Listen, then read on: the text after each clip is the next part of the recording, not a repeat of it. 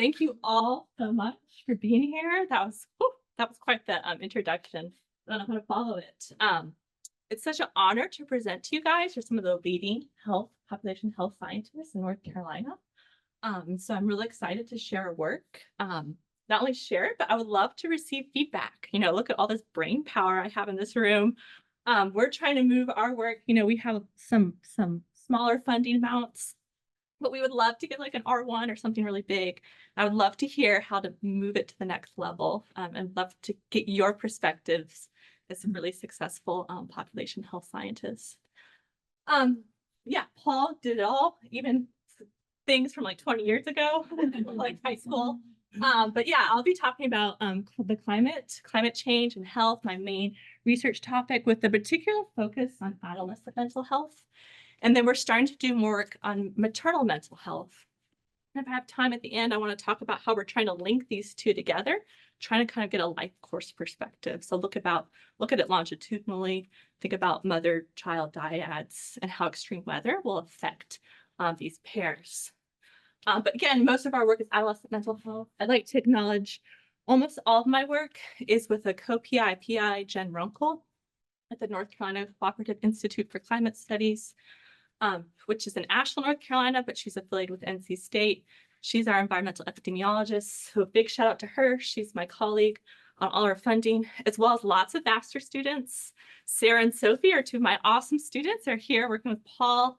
And these master students are the ones really driving a lot of this work we're doing. So big thanks to them. But my research focuses really on the intersection of climate and health. I got started here at UNC with Chip Conrad in the back, really focused on applied climatology. Thinking about, this was back 9 years ago when climate and health was a trendy topic like it is today. And nowadays, the climate health connection is well established. We know that climate has implications for health. And it's one of the defining issues of the 21st century. It's one of the big public health crises, and this has been recognized by multiple agencies. And I like to think of climate change as a threat multiplier, is how I describe it. It's taking these already existing health disparities and amplifying them. So the poor, the ones that are going to be exposed, those in marginalized or overburdened communities. It's just taking these already existing disparities we see within the US or on the international level and amplifying them. But even when we think about climate change and the amplification of health disparities, it's also not equal across life stages as well. So there's certain key parts of the life cycle, critical life periods, where environmental exposure will have a greater impact. So these climate threats, whether that's an extreme weather event or a high temperature event, can be more impactful for these certain subpopulations. And some of these are pregnant women, so moms and babies, infants and toddlers, and school age and older adults. And because of this, these are some of the key groups that we're focusing in on. So these are the key groups we want to intervene upon, where we want to focus efforts because they're a key demographic for public health intervention. For mental health, it's one of our main research topics. As you all know, it's a significant burden globally. Nearly 1/4 of individuals worldwide will experience some sort of mental health event. And a lot of these are occurring, lifetime mental health events are occurring in youth and adolescents. So for the young, under age 14, before age 24. And so again, this is another reason, this is a key reason why we focus on youth, because these disorders develop in adolescents and youth. And so they're a key group for this public health intervention. Despite widespread understanding about the mental health crisis here in the US, it still continues to be a leading factor. So suicide continues to rise. And when we think about climate change and health, mental health is still very much understudied compared to other climate health topics like heat-related illness or mortality. And feel free to interrupt me too. I enjoy that. And because mental health is a national crisis, the US Surgeon General in 2021, he did the unprecedented task of issuing a national advisory about youth mental health. And what I liked about this advisory was he talked about what's needed research-wise And what he really highlighted was the need for multidisciplinary perspectives. So thinking outside or traditional academic silos, really thinking beyond psychological literature, merging disciplines. He also highlighted, he had several key figures in there talking about multi-scale approaches. So thinking not about just the individual, but the community context, the larger context. To me, really like, showing like, wow, geography is really needed here, which was great. And he also had other recommendations like, real-time infrastructure, digital infrastructure to address some of these key mental health needs that we need on a national level. But mental health, just like health data, is really hard to study, particularly when you don't, you're a new faculty member with like $5,000 a startup. You can't buy a health data set. And so there's lots of issues here, even though this is something I wanted to study. There's privacy concerns that come with health data, with a lot of it, mental health data is focused on survey data, which can be cross-sectional, has its own biases. There's stigma with mental health and getting mental health treatment. A lot of the research design is cross-sectional, longitudinal. It can be really hard to get causality. And so when I was a new researcher, just I guess almost 9 years ago, so not really a new researcher anymore, I thought, wow, big data really provides some opportunities and can leverage my skills as a geographer to try to understand the context of mental health within like climate disasters or even other disasters, social stressors like COVID-19. And so one way to overcome some of these limitations is we started immediately working with a service called Crisis Text Line. And this is kind of a unique data source. It can be kind of hard sometimes to argue with reviewers how it's an adequate representative data source. But to us, it provides really kind of like a novel way to look at mental health. Crisis Text Line, it was started in 2013. It's a national platform. It's one of the largest mental health repositories of data. They claim worldwide. It provides national coverage, and what it is it's a service where youth will often text in. That's their main preferred form of communication, and they'll be paired with a crisis counselor. That crisis counselor is a volunteer with 30 hours of training who's supervised by a clinician, a mental health clinician. And so this is a service available 24/7, widely used nationally, particularly after 2016. Over 80,000 people have used it, mostly adolescents, so 24 and under. And then last time when I made this, we had nearly 9 million conversations. So a really rich data set. We have a strong partnership, us and a group out of Cornell and Rochester, and most of the publications, the Crisis Text Line is coming from our research group. It has also some really, advantages to more traditional hospital data. It's real time. So, with like health data, there's that lag 1 to 2 years, but we can download Crisis Text Line data anytime. And so that was really sexy and novel, particularly during the pandemic or after a disaster. And it also provides like some really cool opportunities when we think about public health and public health surveillance and situational awareness. It has more capabilities there than some of our more traditional data sets. And so after the crisis conversation, after the crisis has been averted, or if they lose access, whatever, the crisis counselor will code that conversation based off different crisis tags. And they have a few of them: depression, isolation, different types of abuse, different range of suicide. So there's a ladder of suicide.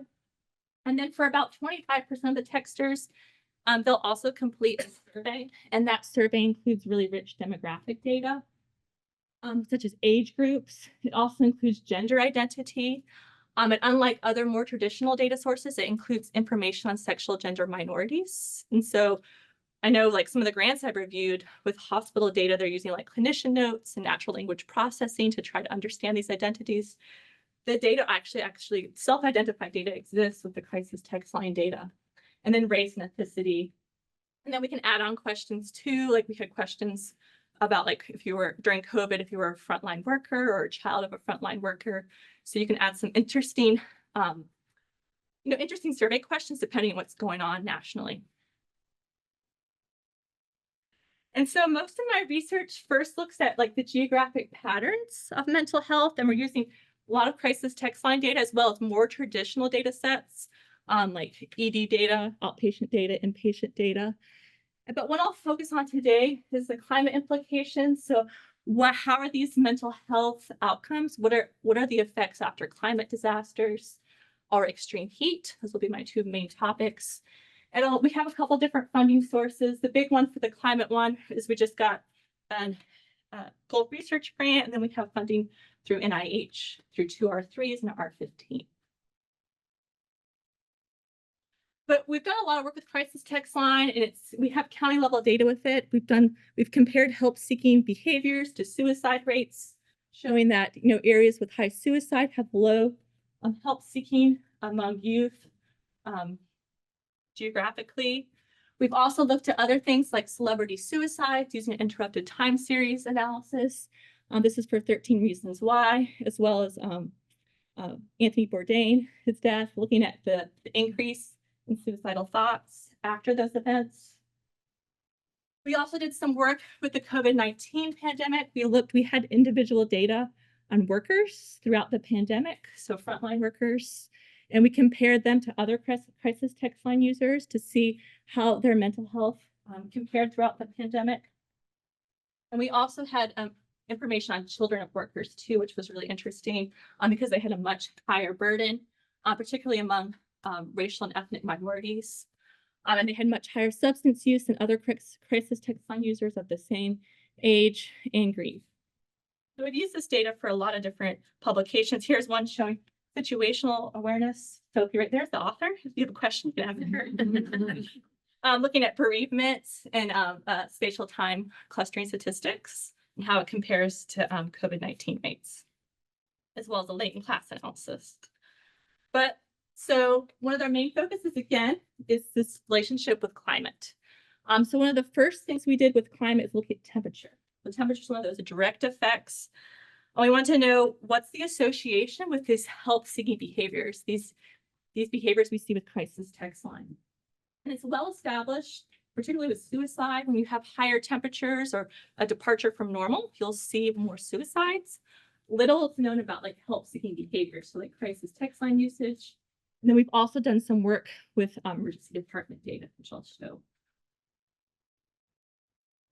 And so one of our first studies with crisis text line was looking at crisis text line usage and comparing it to daily maximum and minimum temperatures. This was a time period that was a little shorter, so we looked at 4 metro areas, New York, Chicago, Los Angeles, and Atlanta. And we used a quasi-Poisson distributed lag nonlinear model, which is a common environmental epi technique to look at the association with crisis text line usage and temperature. And we noted that particularly for those high latitude cities in New York and Chicago, we see a really strong J-shaped relationship. So with higher temperatures, we see higher help-seeking behavior. So very much like what you see in the suicide literature. But interestingly, when we went to some of the southern cities like Atlanta, we didn't see that strong signal. It was largely insignificant. And we've replicated the results for some cities in North Carolina using the ED data that we have. And we also don't see that strong signal. We've been moving methodologically. We've been using techniques. So one of the limitations of using this technique is you have to focus on urban high populations. But there's been emerging methods where we can bring in more rural areas, and we're seeing a better signal when we bring in some of these rural locations as well. And so when we think about it with more traditional data sets like hospital administrative, I'm using data sets that you guys are probably familiar with too, NC-Detect for some of it, and then the SHEPS data, ED data, and then for mortality, the violent death reporting system here for North Carolina, which includes violent death. And this is NC-Detect right here. It provides nearly complete spatial temporal coverage minus some military hospitals. And I'm a geographer, so the first thing we did was just map them. And that's like, we were just talking about this, me and Paul and Sophie.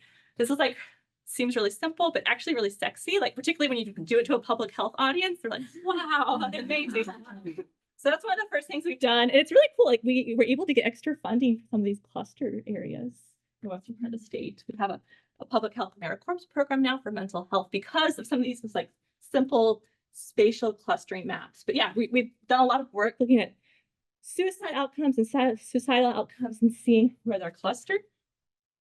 But we've also looked at temperature, looking at other methods. We had a student, Luke Huertas, who's at Maryland now with his PhD, using machine learning. He tested 4 different models. Ultimately, the generalized additive model was the best. And he looked at youth and the relationship with temperature across 6 cities in North Carolina. He found, as to be expected, some of the variability. This is using the SHAP statistics, kind of like game theory, to see how variable loading affects the predictiveness of models. And he showed that, socioeconomic factors are the main drivers in mental health disparities. But when we think about temperature, what he noted was, for at least North Carolina, it's that temperature variability. So the difference between 24-hour temperature, you see a strong signal, as well as one city, a minimum temperature. So an interesting nuance. Sophie's also had some work under review, looking at it using some emerging methods with the distributed lag nonlinear model that has allowed us to take into account rural areas. And we see a stronger signal with temperature and mental health ED visits, particularly for the mountains and the Piedmont. And we see that substance use is driving a lot of this as well in the Carolinas, or North Carolina. We don't see a strong signal with ambient cold temperatures, but we break it down by geography. It's really those low, those predominantly white communities that do have a signal. And so we wanted to think not just about youth mental health, but other at-risk subgroups. And one that we're really interested in is pregnant women. That's a focus of one of our 3 grants, trying to get some seed money to get this going. And the mechanism for temperature is not well as known, but there's a couple theories of how temperature can affect mental or maternal health or maternal mental health. And we've looked at maternal mental health across the Carolinas. We've operationalized it a couple ways. This is Sarah's paper that I'm presenting. If you have questions, you can ask her. Yeah, and so we've been looking at a couple of maternal mental health disorders. Maternal mental disorders of pregnancy, these are new conditions that happen during pregnancy. And then perinatal mood and anxiety disorders, these are predominantly pre-existing disorders.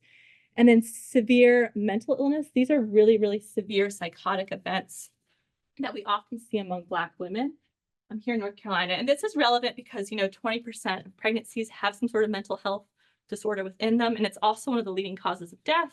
We look at maternal mortality. But this is showing the pattern here in North Carolina. And our group, using this data again, our group was one of the first to actually look at the temperature. So we have published this in environmental health perspectives.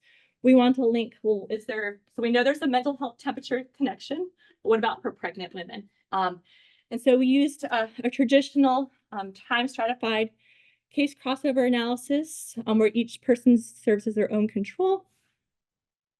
And we published the results in environmental health perspectives led by my colleague Jen Runkle, an epidemiologist. And we noted some interesting trends. So we do see a temperature signal, the highest risk, usually considered cumulative exposure, so a couple of days of temperature. High temperatures, we saw increases in PBAD, MDP. These are the different types of mental health disorders, and they're not quite as severe.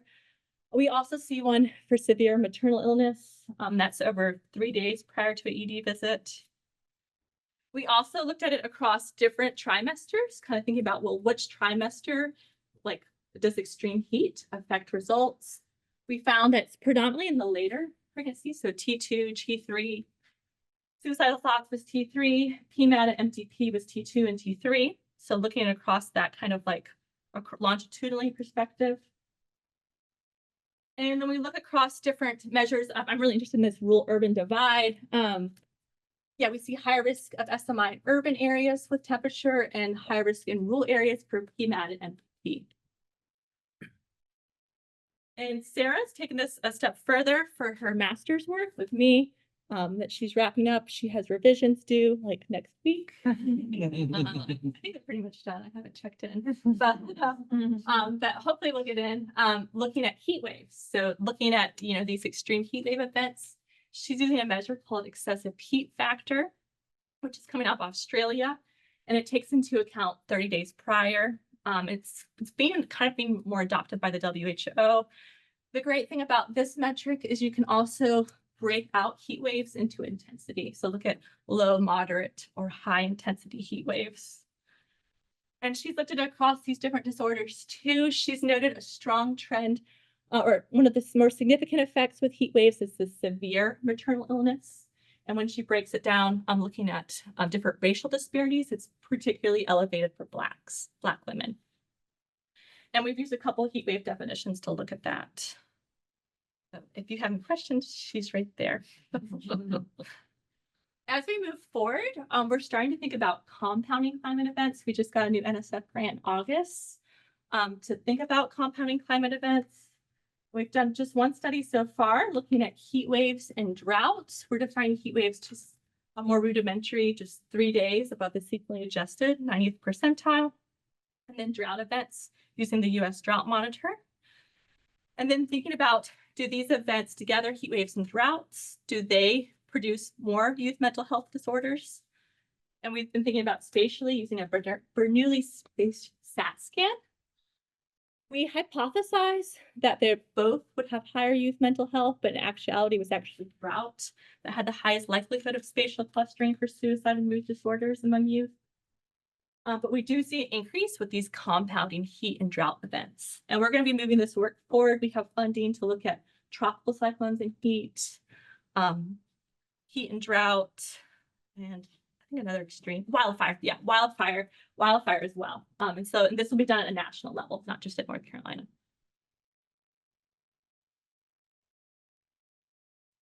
So the second part of our work, so yeah, thank you. You said we can ask questions. Oh yeah, I'm really curious about drought. Like, why do you think that would matter for you? yeah, that's a good question. And yeah, so with the mechanism, it's not well understood. We did a scoping review on it. I'm trying to remember the results. So it's hard when you have so many articles. Yeah, there's definitely a connection there. I mean, it's a heat connection too. But yeah, drought, most of the literature is focused on like farm populations, occupation populations.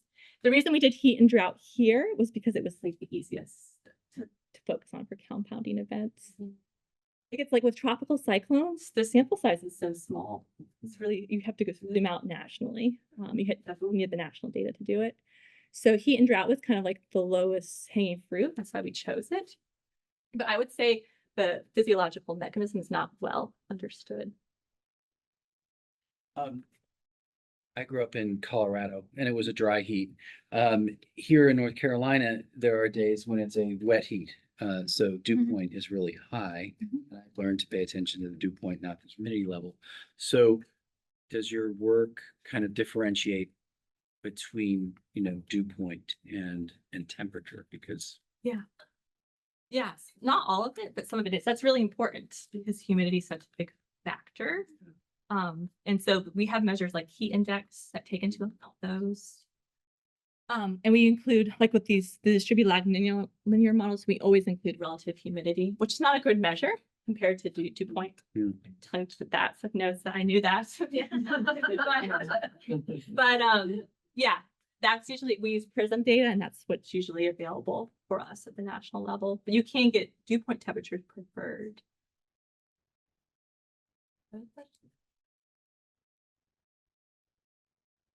Yeah, and so one of the other key components of our climate and health work is thinking about climate disasters. So thinking about these really extreme weather events, and then methodologically looking at them with a causal association. This is the focus of our 15 work. And we know that children are most impacted by disasters, and they're more likely to have trauma-like symptoms after disaster. But still not much is known about this particular subpopulation, especially with this backdrop of the ongoing mental health crisis. So again, we've been using crisis text line data. This is kind of a cool data set because it also has that, because, when we think about disaster, it could also provide that like intervention, that immediate intervention that's needed. if you have cell service, obviously, like I was just in Helene, we had like no cell service, so it doesn't work in those situations. But it provides this service, this intervention, and then short term, and also provides us that real-time infrastructure to get situational awareness of youth mental health after a disaster. And we've looked at a couple storms. We've looked at Florence here in the Carolinas, wildfires in 2020 out west, Hurricane Laura in 2020, and then winter weather Uri in Texas, that cascading event that caused power outages as well. And then Sophie's done some work looking at Ian and really focusing on those underrepresented sexual gender minorities and how they compare to other youth using the same service. And I'll talk through each of these studies with my last 15 minutes. But the methodology, more or less, for all of them is quasi-experimental. So trying to simulate the natural experiment, and the natural experiment being the extreme weather event, the climate disaster. We're using two main methods. The first, the interrupted time series model, and that's predominantly using the ARIMA model. The ARIMA model takes the baseline period before the disaster and uses it to forecast what's predicted. And then you compare the forecasted to the observed. And that's considered a quasi-experimental design. And the second is a difference in difference. I call it a spatial difference in difference. Sometimes my economist friends correct me, but it seems like we do it spatially. We compare two differences. The first difference being like unexposed location, so area with exposed by the hurricane or disaster compared to the non-disaster location. Often we try to keep it within the same state to mitigate any sort of like political factors. And then before the disaster and then after the disaster. And then with that, we also make sure to meet the assumption of parallel trends. So those are two quasi-experimental or causal techniques we're using to examine disasters. Florence was the first one we looked at here in the Carolinas. And, it was that 3-day event. So it was considered 1 in 1,000-year flood, lots of rain, and $24 billion in losses, which seems like a lot, but Helene's supposed to be 3 times as much, Western North Carolina. And we're using an interrupted time series analysis, and we're defining exposure using FEMA disaster declarations. And this is our ARIMA model. I hate showing this table because I'm a geographer, but it's just showing you these are our results. But we saw a couple main key findings. We looked at a couple time periods during the storm, short-term, immediate, delayed. When we looked at all crisis conversations, we didn't see a significant trend. But when we break it down into specific ones like suicidal thoughts, which are high risk, we see a 23% increase after Hurricane Florence. Anxiety and stress, we saw a 17% increase. And then what was cool about this study was that it was in North Carolina, so we could use our hospital administrative data. So we're like, how does crisis text line compare to some of this more traditional data? And so we did the exact same analysis with the emergency department data from NC Detect. We looked at youth, and we looked at youth visiting the emergency department for the anxiety and stress and suicide, any sort of mental health disorder. And overall, we saw a parallel increase, so a really similar increase in emergency department volume for mental health conditions between the two data sets. So that was really encouraging to us, kind of showing that this could perhaps be a valid data source to use in these kind of situations.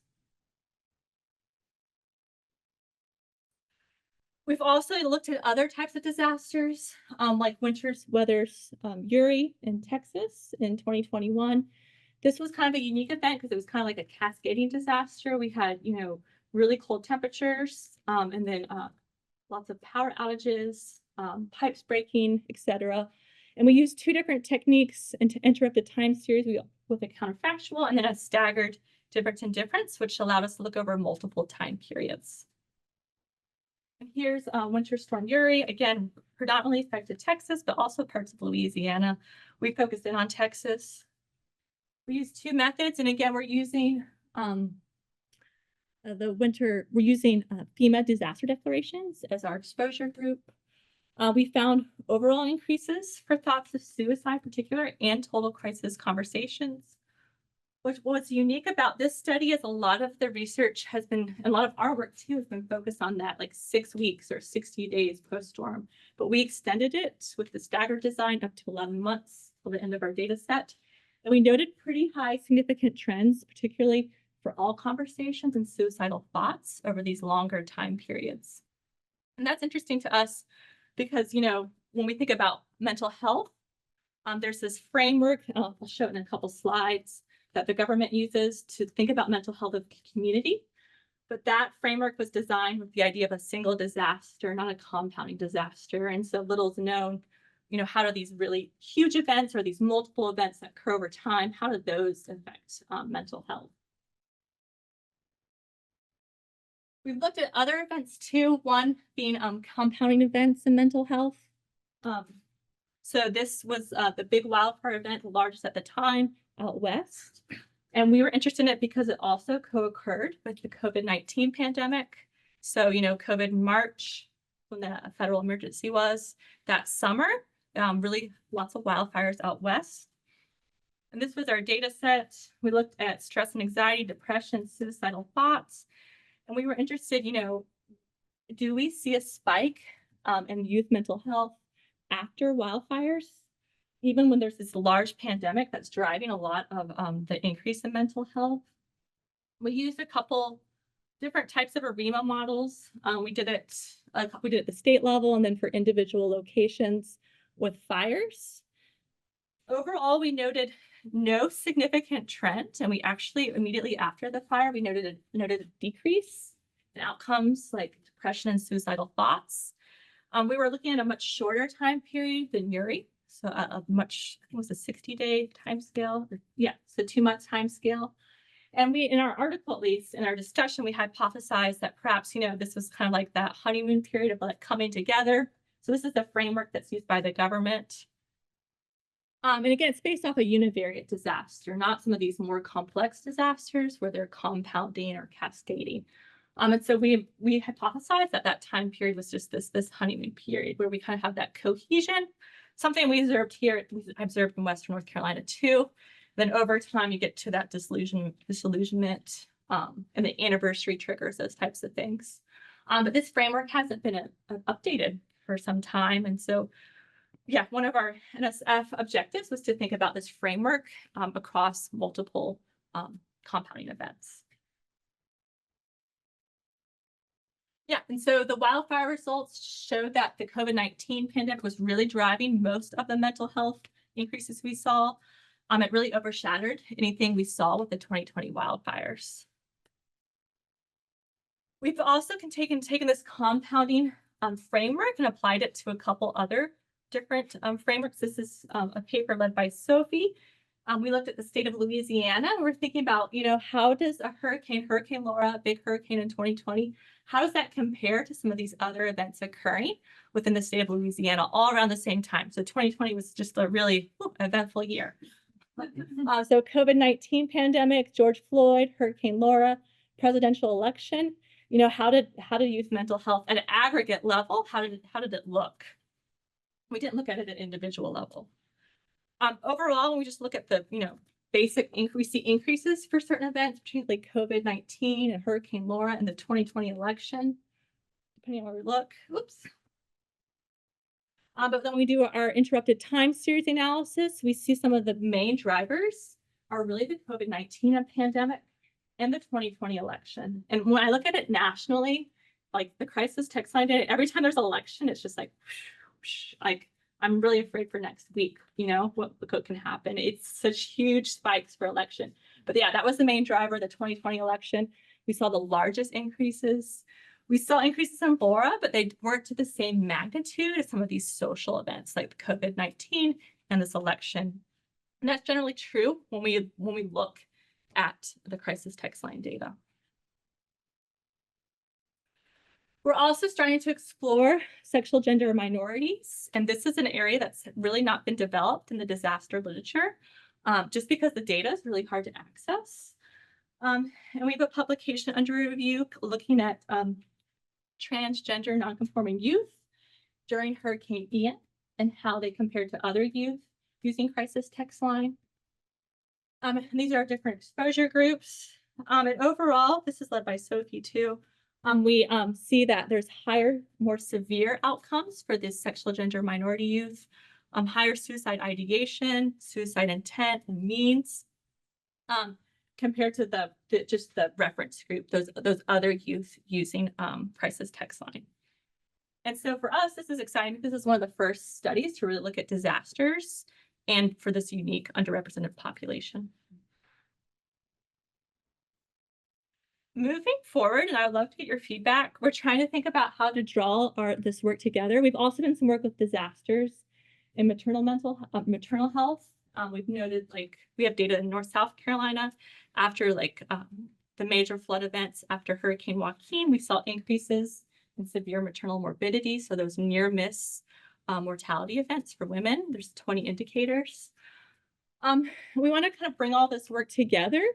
One area we really want to move into is thinking about it longitudinally. And so we want to think about, when you have an extreme weather event here in childhood, how does that affect your risk trajectory over time? We can do this with our crisis text line data. We have unique identifiers, and we have repeat users we can follow through time. And then we have some newer data that we're getting that we're hoping we can also do that. We also want to move, we just submitted a grant that really quickly during Helene, so it probably, I don't have high hopes for it, but thinking about it over the life course. So we have mother, mom, child dyads. And thinking about when mom's exposed to a disaster, has a maternal mental health event during that disaster, how does that affect child and adolescents? So thinking of it from a life course perspective. And we propose to do that in South Carolina, where we have some rich data. So this is the direction we're trying to merge these two different types, or the next frontier for our research. And both of these are more individual centered approaches. So looking at these latent class trajectory approaches. But I'm also interested as a geographer, where are these people coming from? What's their built environment? What's their exposure level? We have more funding to look at climate disasters in more detail. So looking at heat waves, looking at tropical cyclones. We're working with someone, Carl Schreck at NOAA. It's going to give us some really detailed hurricane data sets. Thinking about extreme rain, extreme wind. What are some of the exposures that affect mental health? And we would love to get funding. We can't seem to get it, but to look at, add on some survey questions. One thing about crisis text line is you can have a keyword, or you can have a campaign. You could have one during a disaster, and that could link to a specific survey during that disaster, and you can get really rich exposure information, as well as try to target some of these youth impacted by disasters. And so that would be a keyword campaign. We're able to collect individual data, because right now we're just dealing with these aggregate data sets. 2 minutes. So some next steps. Other things, we're thinking about other data sources. So 988, that's the equivalent of 911. It's federally funded. It's for mental health. We just entered a partnership with Louisiana to get all 988 numbers, which is exciting, and especially because 988 is national. So it's been around for it's been around for a while, but the bill for it was just 2 years old. So it's been really ramping up. We're excited about this because, to me, I think this is a real promising, the real-time geospatial surveillance aspect's exciting, particularly because other health data just has such huge delays when we think about time. Yeah, and so we're working, one of the big things we'll be moving forward to is working with ViaLink. It's in Louisiana, the state of Louisiana. They have 988, 211, and a bunch of different crisis hotlines, 31 across the state. And they collect really rich data, even zip code level data. And so we'll be looking at the state in detail, as well as looking at some of these compounding climate stressors and how it affects mental health for this state and the goal. Some final remarks. So overall, we see a high temperatures and mental health. We see a pretty, a relationship and association there across different subpopulations. And we've looked at this across different methodologies and data sets. So kind of trying to triangulate the cause there, or potential association. We see promise in digital data sources, examples like ViaLink and Crisis Text Line 988 to kind of provide novel health data with this real-time capability, which we really value. When we look across disasters so far, what we're seeing is the social stressors seem to be the largest driver of youth mental health. But we're still trying to figure out how they relate to some of these compounding disasters or like a cascading, how they relate to these different types of events. And overall, I just think geographers is a really important place for us here in climate and mental health. We provide a unique perspective to this growing body of literature. It's an exciting place to be. I'd like to thank all my team. Again, Jen Runkle's my main colleague I partner with. We have 2 psychologists who give us content expertise, and then Michael Desjardins does a lot of our geospatial, works with us on that at Johns Hopkins. And then we have a huge amount of undergrad and master students. And my plug to you is that if you give me your really good undergrad students, I will train them at the master's level and then give them back to the PhD level. So still that grants. So that's my plug to all of you. So keep me in mind. Here's my email. So send your top undergrad students to me and I will train them and then give them back to you, hopefully in better shape. And I appreciate your time. Thank you so much.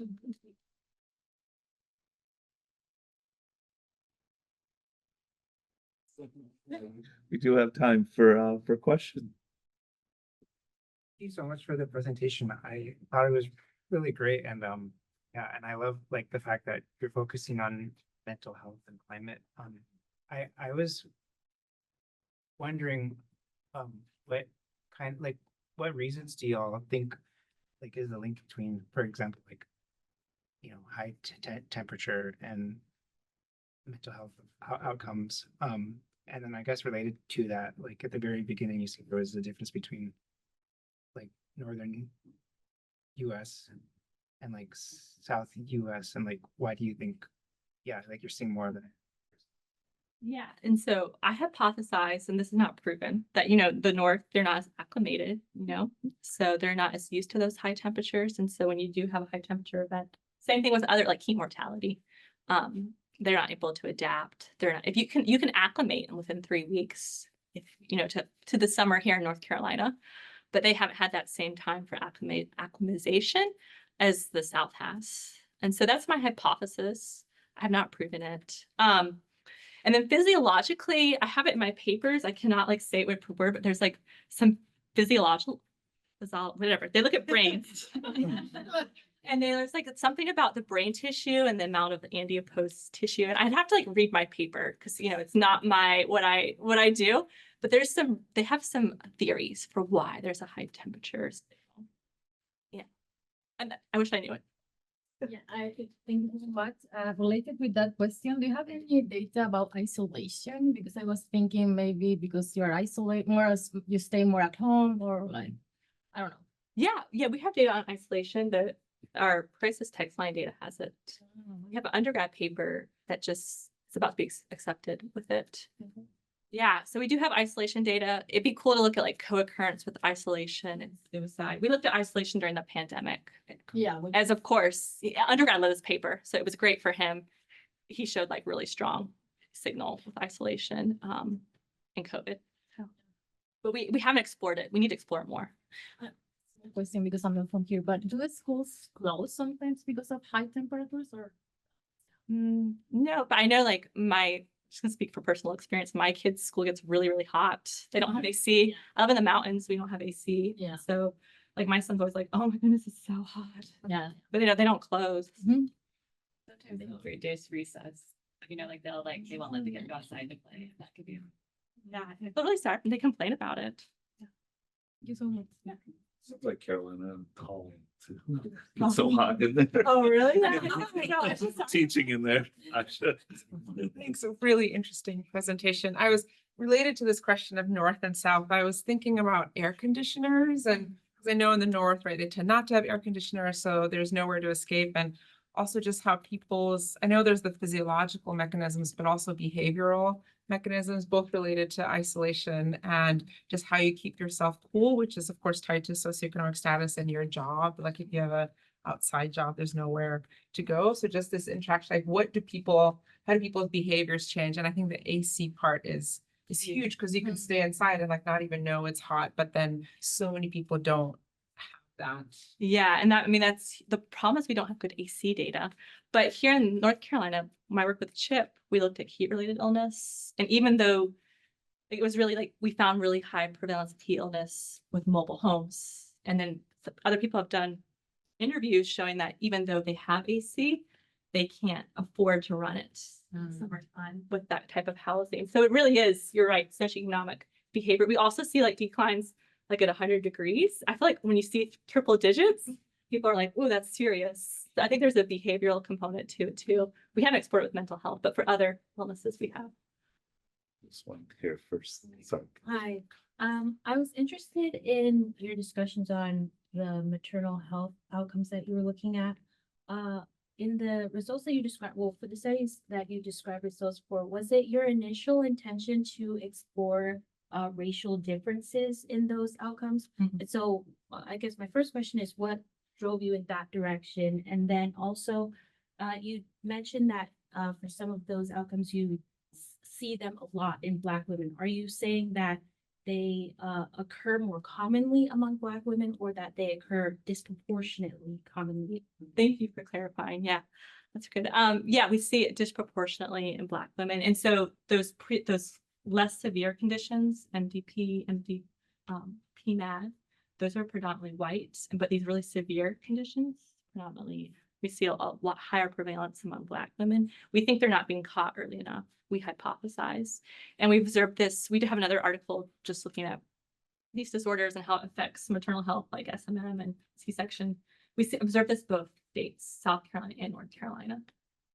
But it's really not much work's been done there. So it's a really interesting. We're trying to find our little, we're a small team. I'm at R3. We have to find our little niche. And that's our little niche that we've decided to stay in. I was wondering if any of your data or any of your information that you're using incorporates things about the built environment. And so I'm thinking of like New York and Chicago where all the parks are paved.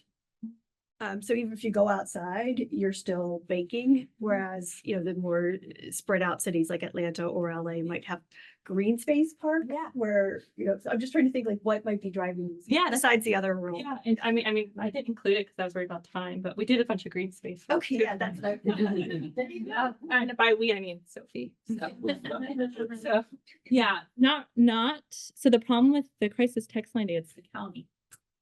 So, but we've done it at North Carolina, where we have a smaller scale, and we do see association with green space and mental health. And Sophie's like by far the expert on that. Yeah, she's looked at green space a lot of different ways, and it seems to be a really great way to mitigate some of these health effects. But there's other issues too, like green gentrification and stuff that it raises. But yeah, that's a great thing. That's just like a limitation of the data because of the scale.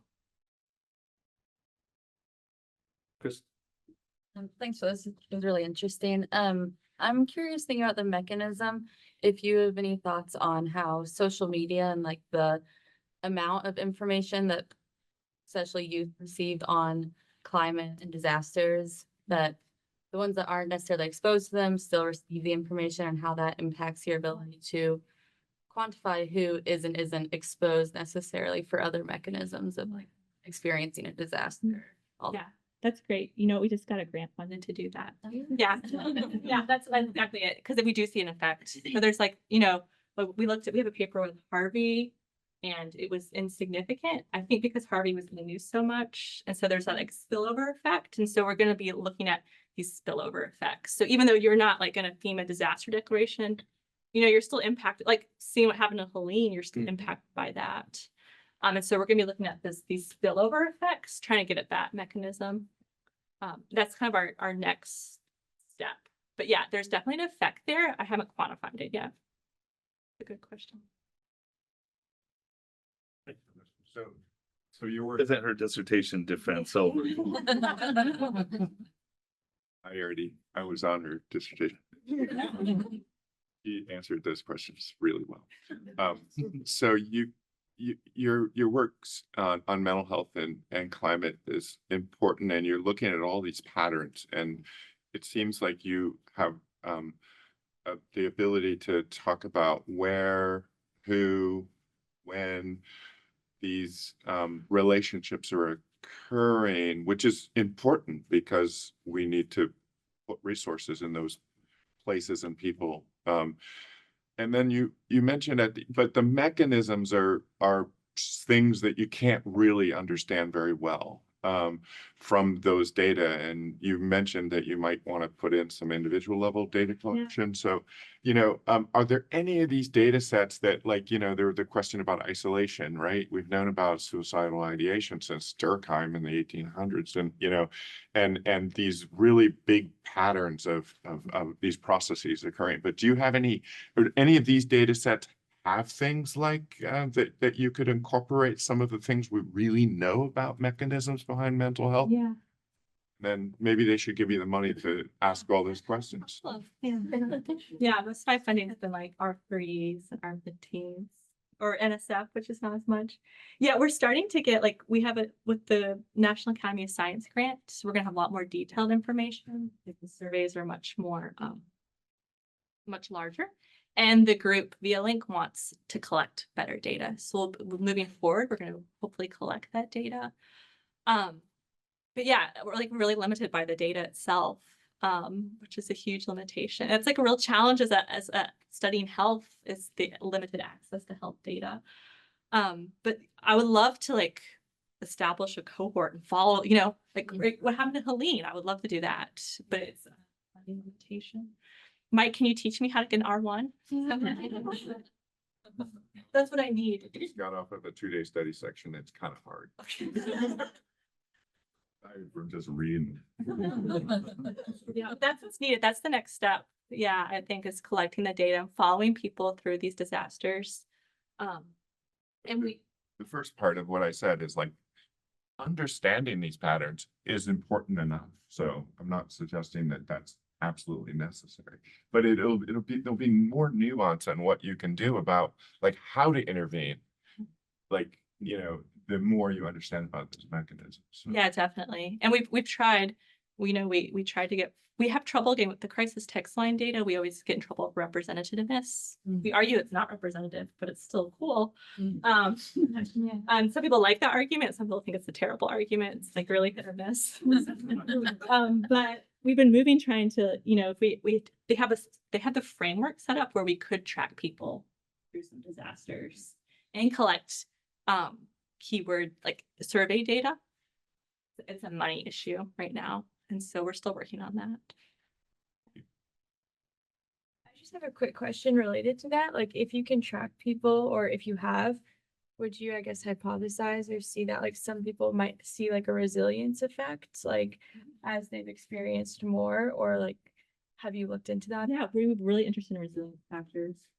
We've been looking at actually the conversations of these people to try to identify eco-anxiety.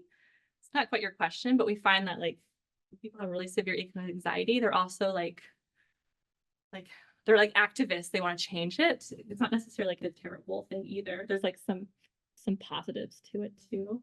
But yeah, we're interested in the resilience. They a lot of times talk about coping measures. It'd be cool to mine some of these conversations for some of those keywords. That'd be some next steps. It's a great place to wrap up, right?